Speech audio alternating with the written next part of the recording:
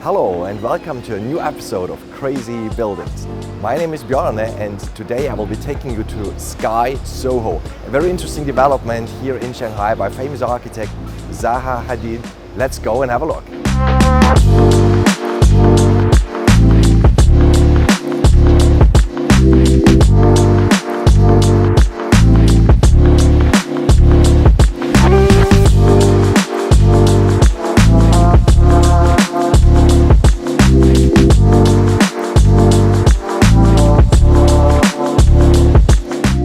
So in today's episode, we want to talk about an interesting topic, the topic of LURs, land use rights. Because in China, one typically buys a land use right for a certain amount of years, 40 years, 50 years, for residential maybe 70 years. A bit similar to like in England, where one often has a leasehold period of 99 years, or in Singapore, one sometimes has a limited period of 20 years, 40 years, and so on. And we are talking about this in front of the Sky Soho, the Soho Lincoln, which is a very unique development designed by Zaha Hadid, and it is a building which basically consists out of 12 buildings that are connected together by something like 16 sky bridges. And not only does that look quite spectacular, also in terms of usability, does it provide some quite unique advantages.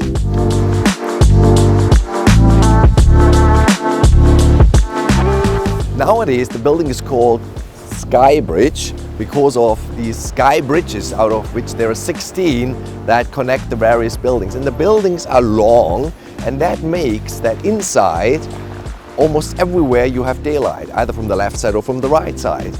And speaking of land use rights in today's episode, this plot is a commercial plot. They are typically sold for a period of 40 years. And at the time, this plot of about 86,000 square meters with a permit to build about 350,000 square meters of GFA, gross floor area, was sold for about 1.5 billion Chinese yuan, so very roughly 200 million US dollars.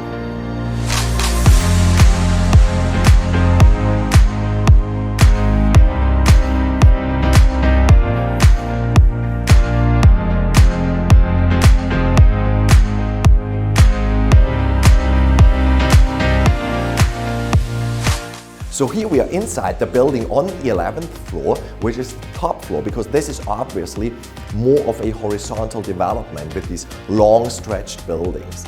And as usual, looking into the finance side of things, we have about 250,000 square meters of GFA here above ground, and about 100,000 were sold to the company C-Trip in the year 2014. At a price point of 3 billion Chinese yuan, so about 450 million US dollars. And just 3 years later, in 2017, the remaining about 130,000 square meters got sold, and they were sold considerably higher at about 5 billion Chinese yuan, so about 750 million US dollars. And that shows that, of course, during that time, indeed, the market went up, but also as a project like this gets more mature, it is fully occupied, or at least has more tenants, less vacancy. The tenants in the building pay a higher rent than those that signed up very early. Obviously, the building value goes up a lot. And speaking of building value, that is very closely connected to our main topic of today, the land use right topic. For a commercial plot like this, the land use right period, the leasehold period, is just 40 years. And that is one major reason why the return needs to be much higher than in a residential project. In a residential project, often in China and in many Asian cities, the yields are really low, like 2.3, 2.5, 2.7%, let's say very roughly 3%. So it takes 33 years or more in rent to make up for the purchase price. Whereas in commercial, let's say office, it is more around, yields are more at around 5%. Noting that, well, the capital appreciation potential may be lower. It's still there, usually still value goes up, but one doesn't also know exactly what will happen at the end, because also not only is the lease hold the land use right period different for residential, commercial and industrial.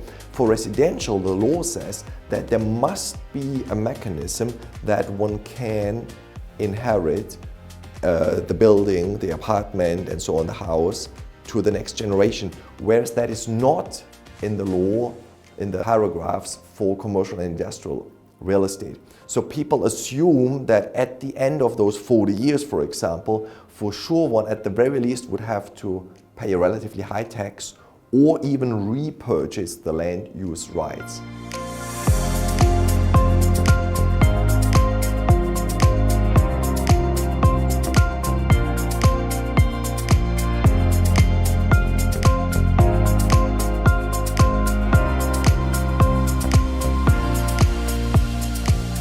So we spoke about the importance of land use rights, and in China, when you have land use rights, you want to make sure that they are granted land use rights, not allocated ones which might be revoked and so on. You want to have granted land use rights which are transferable, so that, for example, if the value of your premises goes up and one day you want to sell them, also of course you can benefit from that. And with that, we are at today's edition of True Story. So in our line of work, it sometimes happens that people come to us and say, okay, we would like your opinion as an expert. In this case, a bank approached us and they said, look, can you please issue a BOV for us, a broker's opinion of value, for an industrial asset, an industrial plot of land with buildings in South China? And we said, definitely, we like to do that. And we made contact with the owner of said premises, and I think they had borrowed money from the bank, or they wanted to borrow money from the bank. So in that context, that whole thing happened. And as we came down there, the atmosphere was funny. We were greeted like with an overflow of hospitality, and people wanted to give us gifts, and we said, okay, look, sorry, we can't take them because, well, we are engaged by the party B, by your counterparty, and we are here to just do a simple job, show us the premises, show us the building quality, show us the land plot, show us the size, show us the documentation. That is all we need. But they were trying, to invite us and treat us and introduce us to their friends at the government and show us all the pictures of the owner who had met pretty much every world leader across the globe and all of that. And we said, that's wonderful, but we are just here for a very simple job. And we tried to do our job, and eventually it turns out that they had created, together with an appraisal firm, a report for their industrial asset, which compared to our appraisal was 3 to 10 times overvalued.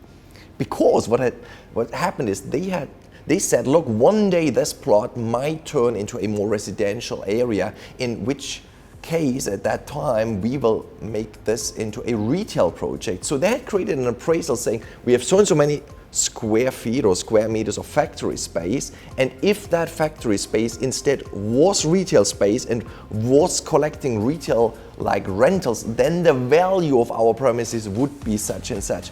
Now in China, the thing is, if you repurpose or rezone a land, then you of course have to do it through the government, and at that time you pay a land premium. So basically that added value from that change goes to the government.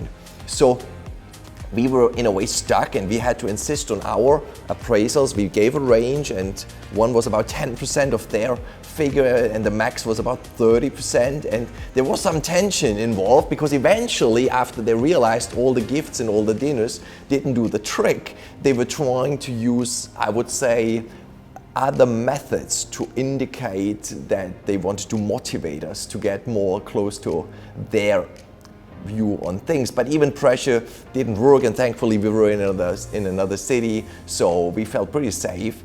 And finally the story actually had a happy ending, because the bank said they believe in our report, in our figures, but since our absolute max value is about a third of what the company had claimed, and that third was actually still enough for them as a security for the credit, for the loan they were talking about, they could still issue the loan. So the real estate owner was still happy and thankful, got the money from the bank. The bank had a report which was somewhat more sensible to them, and everybody was happy actually in the end.